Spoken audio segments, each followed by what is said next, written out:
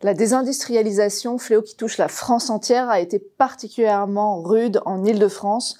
Nous avons perdu à peu près 50% des effectifs industriels sur les 25 dernières années, soit une baisse de 16 000 emplois par an. Alors oui, le Covid a révélé de nombreuses failles inquiétantes en termes de souveraineté nationale, avec une impérieuse nécessité de nous réapproprier les activités de production industrielle les plus stratégiques. Avec Valérie Pécresse, nous avons toujours eu cette ambition et bien avant la crise sanitaire. On souhaite être une terre de production et non pas uniquement de consommation. Réindustrialiser le territoire francilien à partir de notre écosystème d'innovation exceptionnel, oui, c'est possible et c'est notre priorité.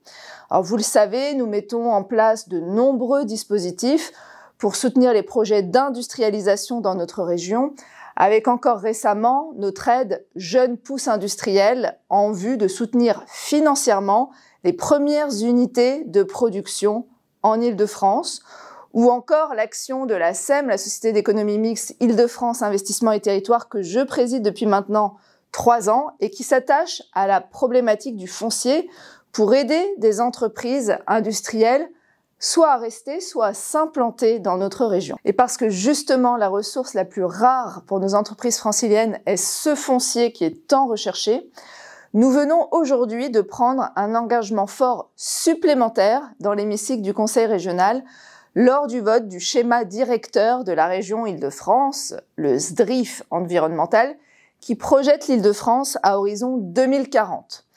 Nous avons en effet voté la sanctuarisation de 27 000 hectares de foncier pour assurer la souveraineté productive de la région, dont un peu plus de 50% sera dédié aux activités industrielles stratégiques sur plus de 50 sites qui ont été identifiés à l'image des sites de Courtabœuf ou de Grand-Puy.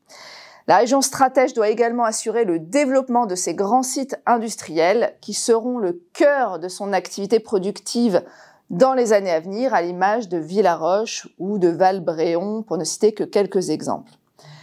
Par ailleurs, la production d'une énergie locale et propre est cruciale, vous le savez, pour participer à la réduction de nos émissions et aussi garantir notre souveraineté énergétique. Nous visons à consommer 100% d'énergie décarbonée d'ici 2050 et donc pour cela, on réserve 2000 hectares au projet de transition écologique.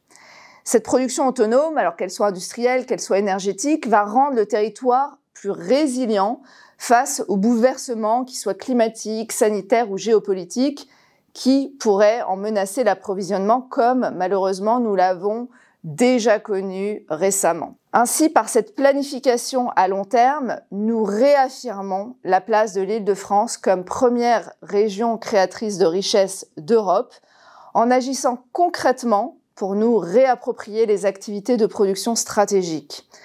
Il en va de notre souveraineté régionale, mais aussi nationale.